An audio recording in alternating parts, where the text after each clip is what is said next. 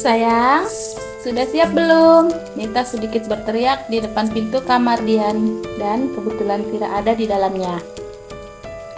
Karena sejak tadi ditanya katanya sudah siap, namun belum juga menampakkan batang hidungnya. Ada apa sayang? Kenapa berteriak begitu? Tanya Redo yang baru masuk dari mempersiapkan mobilnya. Hari ini Redo dan keluarga akan kembali ke rumah. Setelah menginap semalaman di kediaman Dian dan keluarga, rasanya sudah tidak terlalu lelah dan sudah pas untuk melanjutkan perjalanan.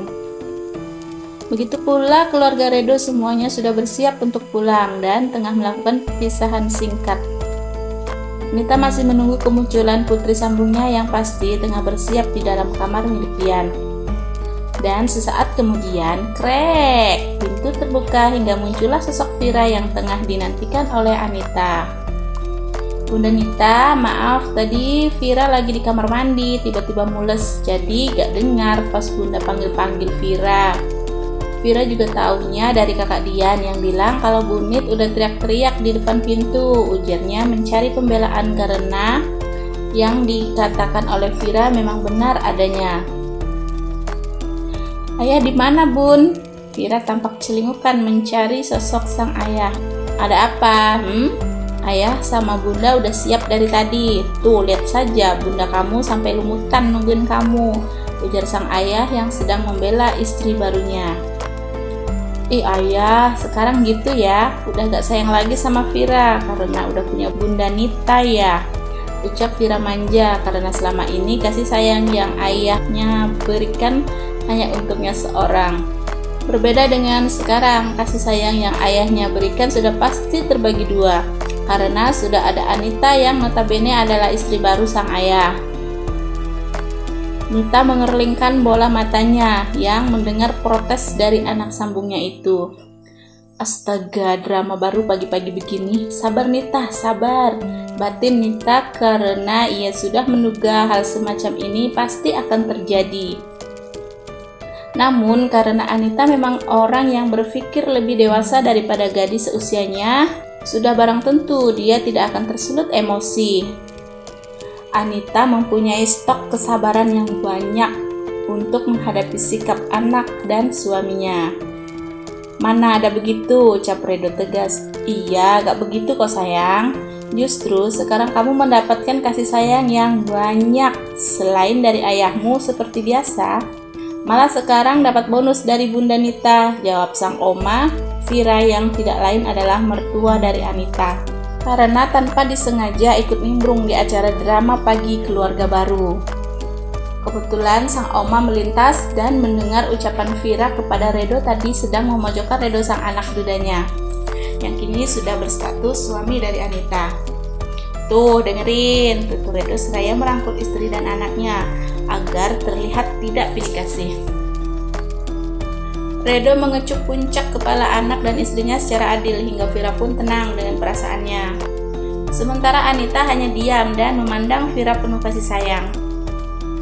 Vira yang merasa diperhatikan oleh Bunitnya pun segera berhambur ke arah Anita untuk memeluk Bunitnya sepenuh kasih sayang pula. Setelah itu keluarga Redo pun kembali pulang. Redo dan Anita menggunakan satu mobil, sedangkan Vira ia lebih memilih ikut ke dalam mobil sang opa dan omanya. Karena manja-manja begitu, sebenarnya Vira anak yang pengertian, dia tidak ingin menjadi pengganggu kemesraan ayah dan ibu sambungnya yang baru saja menikah.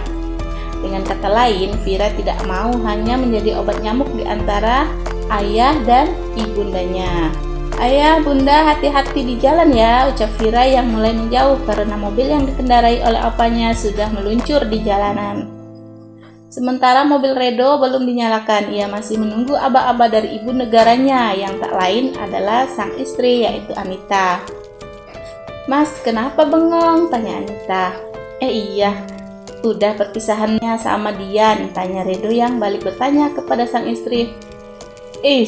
Ditanya malah nanya, untuk Nita kesal. WK, kan lagi viral tuh sayang kalimat yang kamu nanya. Redo malah menggoda Anita. Ternyata kamu terkena sindrom itu juga mas. Bertanya-tanya, jawab Anita dengan tak kalah tengilnya. Kemudian keduanya tertawa bersama hingga mobil yang mereka kendarai pun melaju di jalanan yang sedikit ramai. Mas, tumben ya, jalanan pagi-pagi begini ramai. Anita memecah keheningan di dalam mobil pengantin baru itu. Redo memang sedang fokus menyetir. Dia tak mau berbuat yang nantinya akan membuatnya celaka. Dan pertanyaan Nita sukses membuat Redo sedikit mengerem hingga laju kendaraannya berkurang. Iya nih, biasanya jam-jam segini sepi, tapi hari ini kok sedikit ramai ya, jawab Redo yang tak disadarinya bukan menjawab pertanyaan Nita, justru balik bertanya.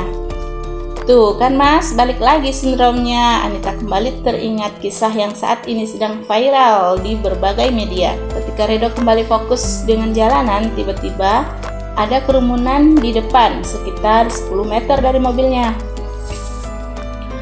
Mas, di depan sepertinya ada kecelakaan deh. Redo mendadak memberhentikan laju mobilnya karena kendaraan di depan mobil Redo juga sedang mengerem mendadak. Au, sakit, pelan-pelan dong. Nita meringis karena keningnya membentur dashboard mobil Redo. Maaf sayang, maaf, sakit ya? Ini semua karena mobil di depan berhenti mendadak. Gerutu Redo yang kesal karena sang istri harus meringis kesakitan akibat terbentur. Kemudian Redo dan Anita keluar untuk melihat korban yang kecelakaan. Karena suasananya sangat ramai hingga Redo harus berdesakan untuk mencari tahu kejadian yang sebenarnya. Setelah melihat apa yang terjadi, kedua bola mata Redo membola karena yang ada di hadapannya adalah seorang yang dikenalnya. Dan anehnya lagi, semua orang yang ada di tempat kejadian hanya merekam dan tidak mau menolong. Begitulah masyarakat zaman now, lebih memilih mengabadikan momen daripada menolong, sungguh sangat miris. Nita yang melihat ekspresi Redo seperti mengenali wanita yang tengah tergeletak tak sadarkan diri pun segera memberikan isyarat agar Redo memberikan pertolongannya. Redo yang memahami bahasa isyarat itu pun langsung menggendong wanita itu dan membawanya masuk ke dalam mobil. Setelah siap, Redo dan Anita mencari rumah sakit terdekat untuk memeriksakan wanita yang masih belum Nita kenali. Berbeda dengan Redo yang ternyata sudah mengenal siapa sosok wanita yang tengah tak sadarkan diri di belakang jok mobil yang mereka duduki, sesekali Redo melihat ke belakang. Redo tampak khawatir dan Anita bisa merasakannya. Daripada penasaran, lebih baik ditanyain, batin Nita. Mas, boleh aku tanya sesuatu? Redo memalingkan wajahnya menatap Anita. Boleh dong sayang, jawab Redo santai. Siapa sih cewek di belakang itu? Tanya Anita. Oh, dia teman Mas waktu kecil sampai kita SMP. Lagi-lagi Redo dengan santainya menjawab pertanyaan Anita. Emangnya kenapa sayang? Tanya Redo yang sedikit menaruh curiga. Sebab ada sedikit perubahan di raut wajah Anita. Bersambung. Sampai jumpa episode selanjutnya. Bagi yang sudah nonton, jangan lupa like, komen, dan subscribe-nya ya. Terima kasih. Bye-bye.